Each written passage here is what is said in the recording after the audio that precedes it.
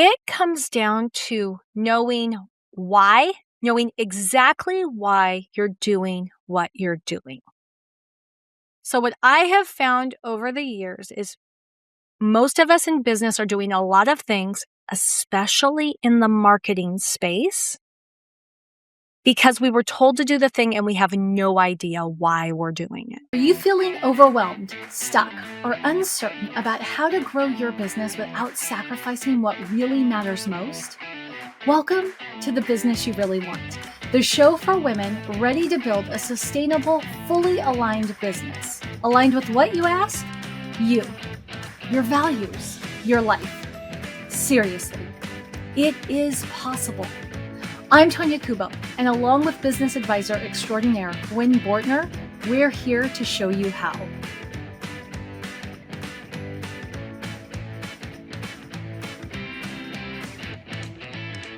Okay, so as we get started in today's episode, if you've been with us for more than 2 or 3 episodes, you know I don't normally start the episode. Tanya does, but we're flipping it today because I'm going to be in the driver's seat and Tanya is going to be in the hot seat. And here's why.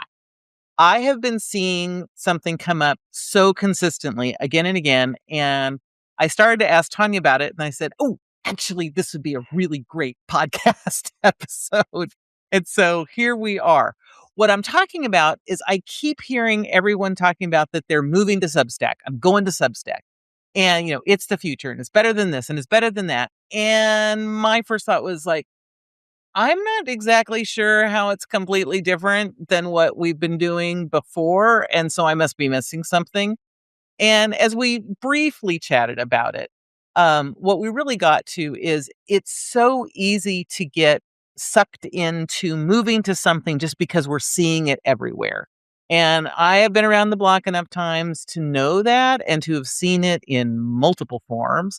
But what I want to do is leverage all of the great knowledge from my chief moo, so my chief marketing and operations officer, to actually ask the questions about why we should or shouldn't be moving to Substack, why that's such a hot thing, all of those issues. We're going to find out why today. And if as part of it, why we should be making choices like moving to Substack or not moving to Substack, and how we want to be paying attention to these things. What are those tactical choices and strategic choices? So here we go. Tanya, I already asked you the question. Like, I don't get it. Why would you want to move to Substack when we've got Facebook groups and we have blogs and we have newsletters and we have, if some people are like, oh, it's about money. It's like, well, no, we have Patreon or, there's lots of other tools out there. So what am I missing?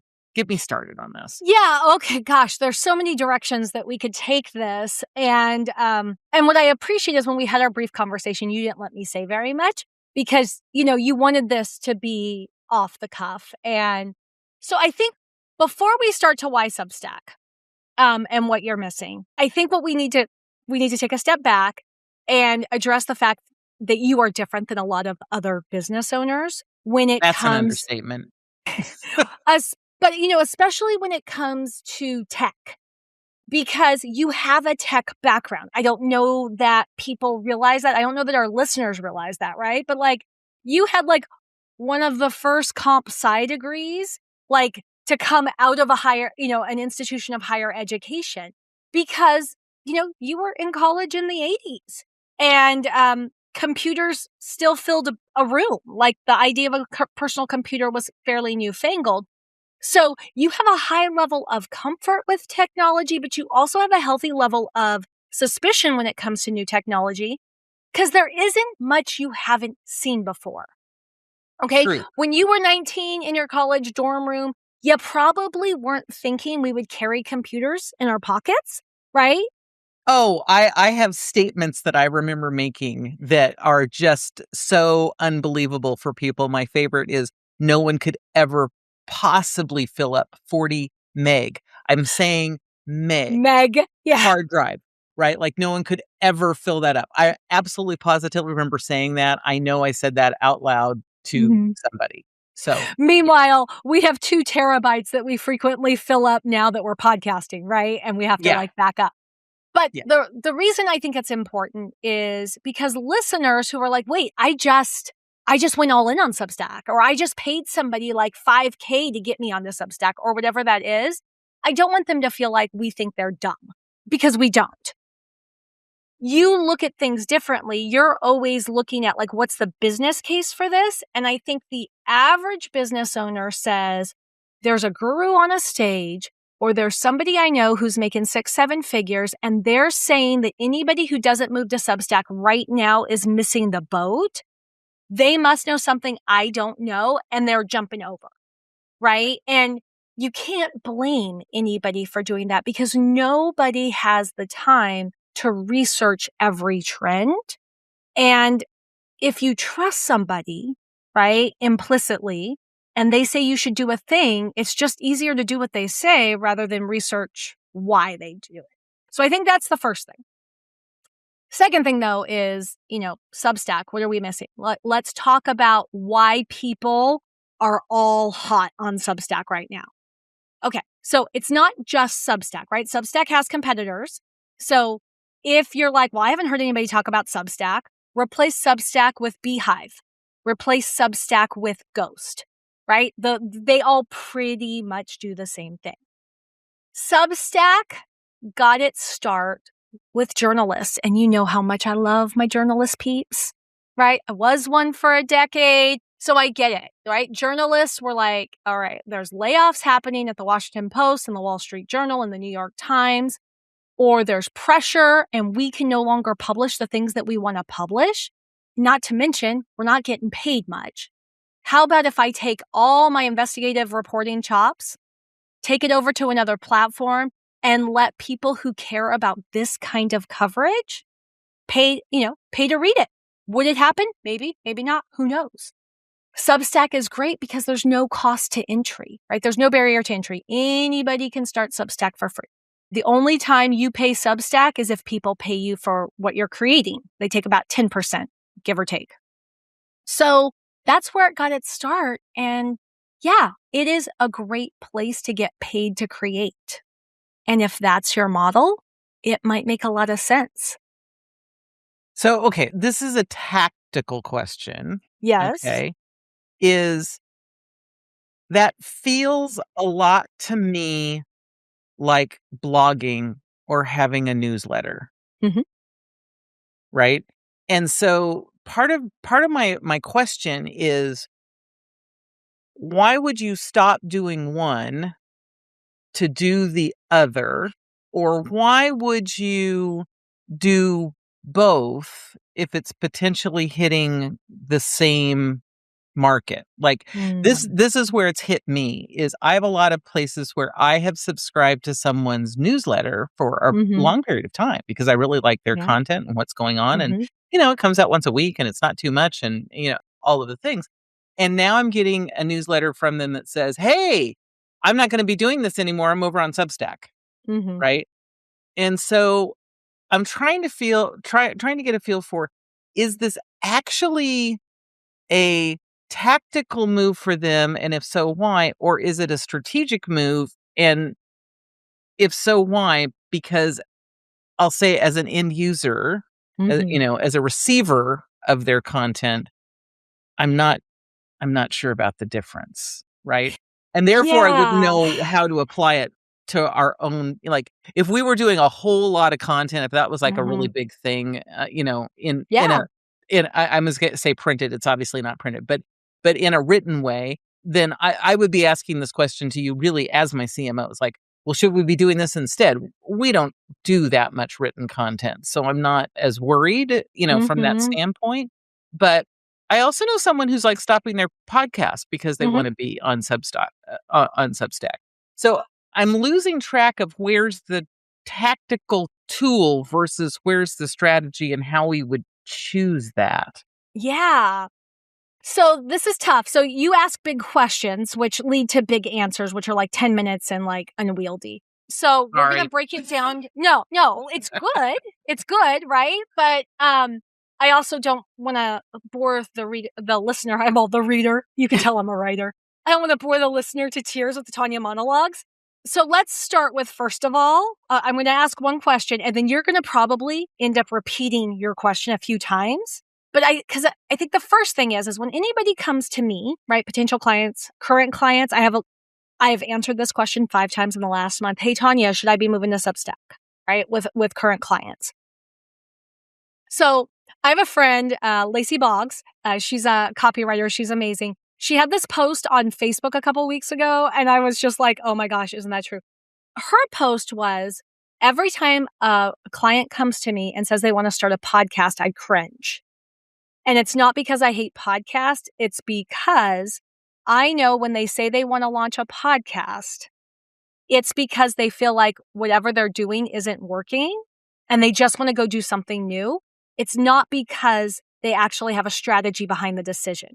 And the same thing is true with Substack or with any other new tech tool people say. Like in my space, right, as a community strategist, when people tell me I'm leaving Facebook and I'm going to school, I know there's probably not a strategic decision behind that, right? It's just they heard school is the next Facebook and they want to jump on it before they miss the boat. There is so much FOMO when it comes to new platforms. That's what this all feels like to me. Mm-hmm. And that's what, and that's why, and like I said, because I'm not as educated as you are, that difference in the tool doesn't feel like that big of a difference. Right. And because, as you said, I think bigger, I think strategically, it's like, I can't see the strategic reason.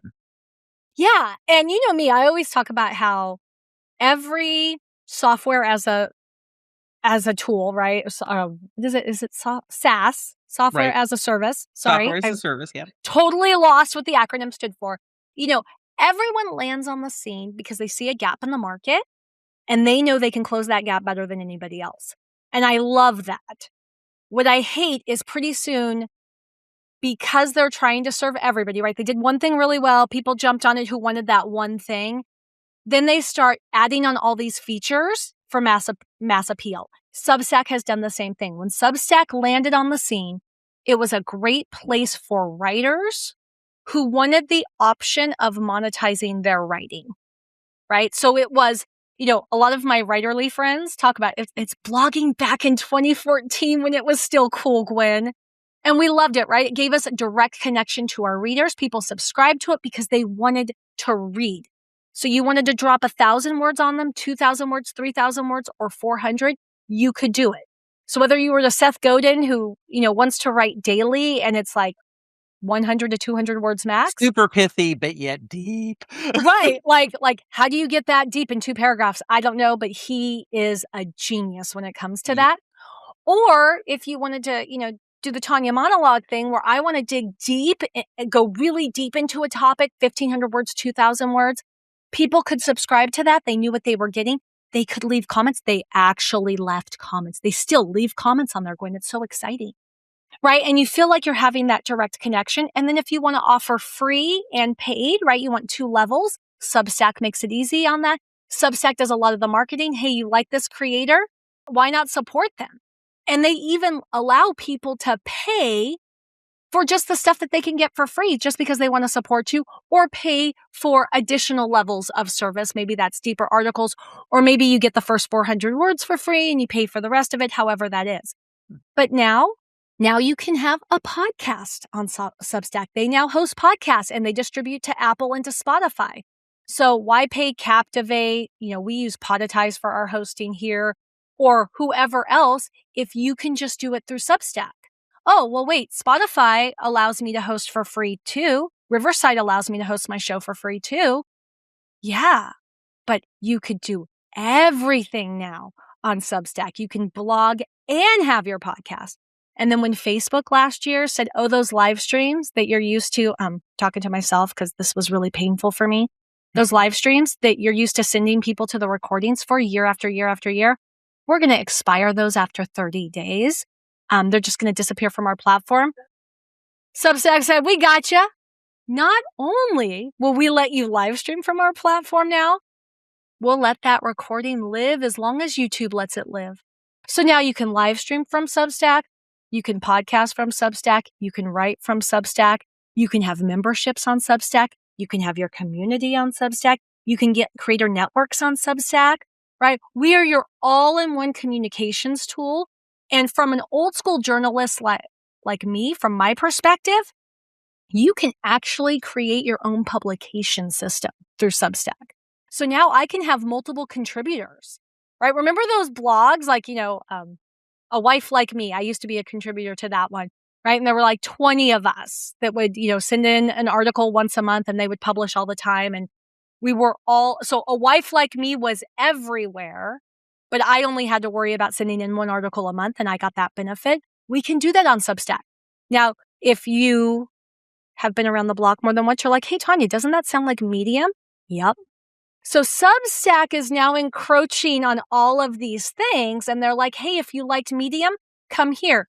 Hey, you like blogging 2014? Come here. Hey, you like this? Come here. So the appeal is that it's everything under one umbrella. The question you asked, though, that I think is really important to address is at what point, like if you want to move everything into Substack and say, hey, I'm killing my website, I'm killing everything else, that could be a good choice for you.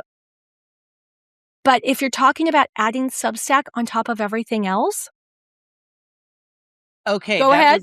That was exactly where I was going to go, right? So how do you choose what you continue, what you stop, and what the cost of conversion from one to the other is, right? That's, of course, my operational brain coming in. Well, and as your CMO, here's what I think of. Because trust me, from the day you hired me back in 2022, right? Substack wasn't as well known, but they weren't new back then. Right? Yeah. I'm always thinking okay, what does Gwen like to do? How does she like to connect with her people? What makes sense, right? And there was a time where we were thinking Medium could make sense. That was before I realized that you're a talker more than a writer, right? You can create really amazing articles, but it takes you a very long time to communicate your thoughts in writing. But, and I've thought about Substack, especially when they started launching private subscriber-only podcasts. I was like, oh, that could work for Gwen. But here's what it comes down to, Gwen. Your digital footprint is diluted enough. Because that's where I really worry is, it is hard to win any war if you're fighting battles on multiple fronts. And so we've got a website, right? And the whole reason, you're not a creator, right? So let's go to business model briefly and we can go back to there if you want. You're not a creator. Your goal is not to get paid for people to consume your stuff. You are a business owner. You're a business advisor who has clients and you work with your clients either in group settings or you work with your clients individually. Okay. All the work that we do to put content out there is simply to help people decide whether it makes sense to hire you or not. Now, if they are able to improve their businesses and improve the work they do as a result of consuming your free content, yay, we are happy for them. Right. You're happy for them. Yeah. You love being of service and you cannot afford to fly all over this nation speaking for free on stages. Right. Right? You just can't. Right. So it's a great way for you to offer that service freely, let people into your thought process, into your brain, knowing how you think. And then for the right business owner, the established business owner who wants to go to the next level, who is going, gosh, I've tried everything. I even went to Substack or didn't go to Substack and it's still not working. I must be missing something. I need some eyes onto my business to see what I'm doing. That woman, we want her to call you and be like, hey, let's get on a call. Can you help me troubleshoot this so that you can help her? And you just happen to work with people who are in the service-based industry like me, or people who are, independent retailers, crafters. You've got various, product-based business clients that you work with. That is why we create content though. We create content so that the right person who has, one of 4 very specific problems with their business can find you and take the next step in working with you. And in order to do that, we can't afford for them to type your name in Google or ask somebody about you and get confronted with 5 different places to connect with you. We need to minimize their confusion. And so they go to the website or they go to LinkedIn, right? And they go to the website, they go to LinkedIn, and what do either of those do? Sends them to the podcast, because this is the best place to get to know how you think. So this is creating a lot of clarity for me, because Mhm. what I'm hearing is part of it is about potentially consolidation, right? Yeah. Right. Particularly, Mhm. as you said, as Mhm. Substack has changed their model, right, Mhm. over time, and their service offerings. So part of it is consolidation, which could make a lot of sense, particularly for people who are focused on providing content. Mhm. And I'll say for content's sake, not trying to minimize it, Not but diminishing it, but the yeah, product that they sell the is their actual content. product is their content. Yeah. Mhm. So that makes sense to me. And I can see how we're going there. My question then is, how does someone not get caught up in the hype of it and make a good decision for themselves, Mm. particularly when everyone that they think is successful by, whatever definition they're using, whether it's their mentor, whether it's people that they follow, it's people that they're networking with, whatever, are saying, oh yeah, no, this is the thing. I'm guessing this is a version of, what we always talk about, of context matters, right? That this is. Yeah. But I know we all get caught up in comparison. We all get caught up in FOMO. We all get Mhm. caught up in hype. Because even as I was hearing it, and like you said, been around the block, I'm way more skeptical about this stuff than Mhm. most. Part of me was like, are we doing it wrong? Mhm. Should we be on Substack? Like my instinct was no, but Mhm. even though I would say I'm probably more immune than others, I still was getting caught in that. So how do we think about that? How do we Yeah. help our listeners think about that in a way that they can actually, I'll say, manage that themselves? It comes down to knowing why, knowing exactly why you're doing what you're doing.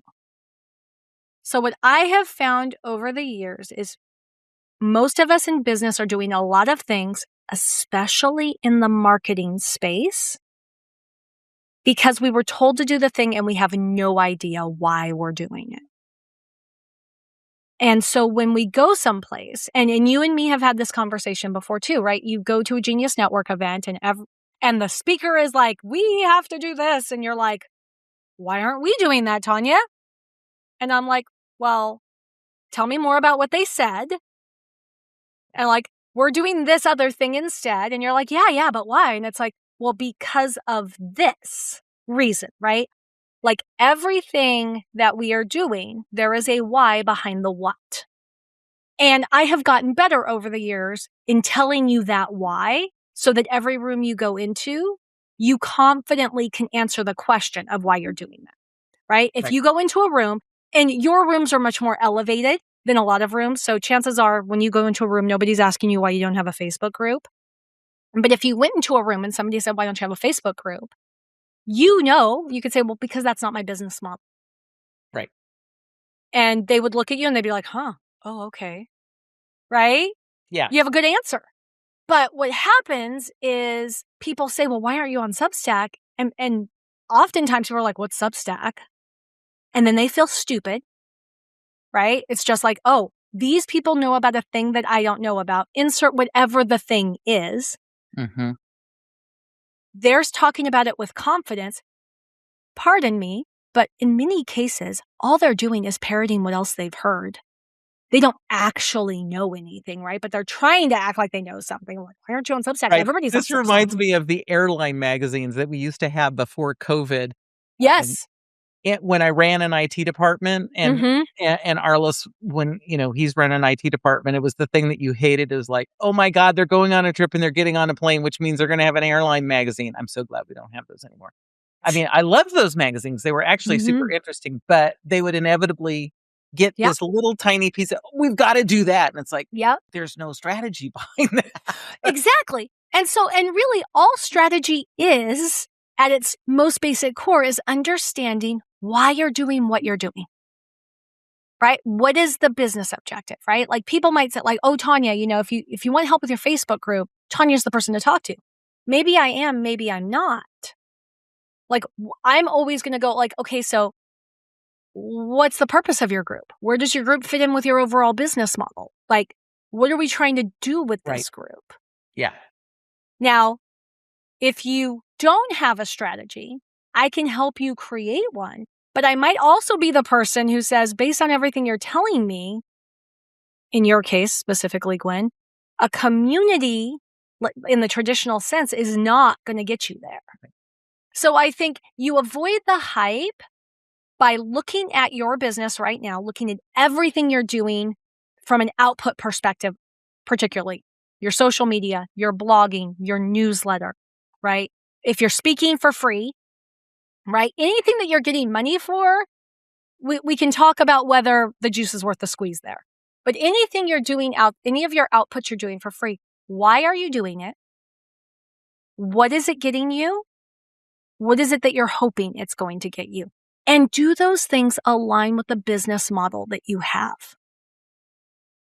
Back to, we podcast here, but we're not podcasting to get 10,000 downloads, right? Or 10,000 downloads a month or 10,000 downloads a week, right? Chances are there are not 10,000 female entrepreneurs today who are interested in this topic. So the idea that we are going to get 10,000 downloads in a day is ridiculous.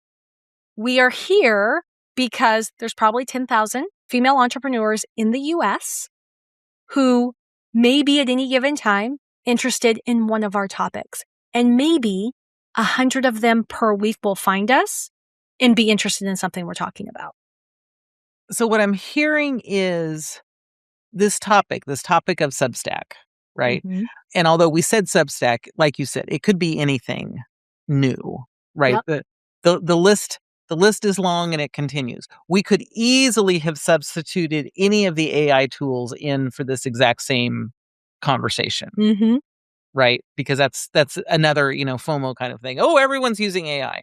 Are they? I don't know. Maybe, and are they using it well and all of Mm-hmm. those things, right? But what I'm hearing from you is we really want to look at any of those choices as a strategic choice. Why would it make a difference? And then, of course, me putting in my 2 cents is, and what does it cost to move? What is the Mm-hmm. cost to do that? And or what are we giving up so that we have space, capacity, time, whatever, right? Yep. To do these things, right? So coming back around, trying to bring this baby back around. When people start talking about Substack, right? Mm-hmm. Um, and we're seeing it, using me as the example. Why? I mean, like we've talked about that it doesn't make sense for me as a content creator, right? Because Mm-hmm. I'm Yeah. not a content creator, Mm-hmm. right?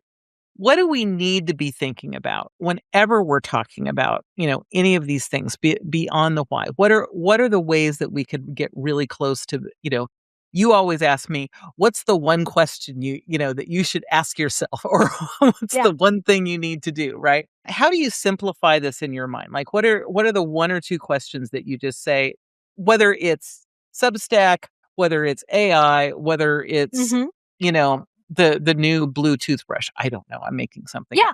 up. But but what's the way that makes sense that people can, like, take down and say, "Oh yeah, these are the 2 Mm-hmm. questions or 1 question or 3 questions, whatever, that I'm going to ask myself." Yeah. So I think what it comes down to is, what is the problem that you think this thing will solve for you? I love it. So I want you to answer these questions if you can quickly. Let's Okay, try to do yeah. this. What is the one problem that you're experiencing right now that you think Substack could solve? A unified platform. I'll make that up. I'm not sure I Okay. really believe that, but Yeah. Okay. So it's a unified platform, one place to do all the things. yeah. That sounds pretty awesome. Have you been looking for one place to do all the things?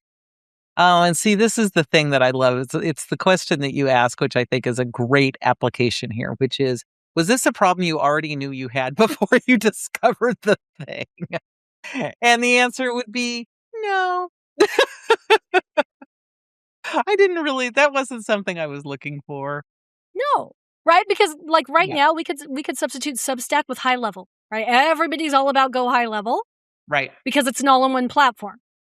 But was that something you were looking for? Is Right. that something you needed? Do you feel like you're spending way too much money right now on multiple platforms? Right. Yep. So with Substack, right? Yes, it's having everything all in one place, but you don't feel particularly scattered as far as I know. Right. Because when it comes down Because to I'm not actually in that many places. No, because when it comes down to it, in terms of creating new stuff, we have the podcast, right? Which you and me have a conversation. I outline it based on our conversation. And then we go, right? So that's not a ton of work for you because you've got me helping you, right? But Right. if you didn't have me, you would just hit record and talk about whatever, and it would probably be mostly just as good, Yeah, it would be fine. right? You're Yeah. pretty organized. So we've got LinkedIn. You're not on LinkedIn 24/7. No. You're on LinkedIn when you have something important to say or when we're promoting the podcast. Right. Yep. The website right now, aside from updating your services page when we update it, we just put the podcast on there. And Right. It's pretty it's roughly, minimal maintenance. Yeah. it's like a rough version. Well, I should say it's a polished version of a rough transcript. It is our blog articles. So that's all that's there. So you're not spending a ton of hours writing articles. So there's the newsletter. Okay. So we've got our one question email that goes out every single Friday. But that was like an hour of brainstorming to come up with a whole bunch of questions. And that rinses and repeats every Friday. So we've got one newsletter that goes out once a month that you have to create, but it's usually based on what we've been talking about. Right. Yeah. And then you've got your Partnership Pulse newsletter once a week. There is not a ton of new stuff. You're not on a content creation hamster wheel. Right. Right. So what's there to consolidate? Yeah. So the thing I think it's most important to take from this is, as we go forward, is Substack is just another thing, right? And we could replace Substack with any of 1,000 words, descriptors, products, SaaS tools. The list goes on and on and on. But to me, this is the place where you've had this wisdom for years. And I do think it's probably the most important thing that when you're looking at doing something new, say, is this solving a problem that I already knew I had, or did hearing about this create in my mind that I now have a problem that I need to solve? Right? Was it something that was it a problem I was already looking to solve? Or am I just getting excited about something that will feel like a very productive distraction? Yep. Yeah. No, I love that.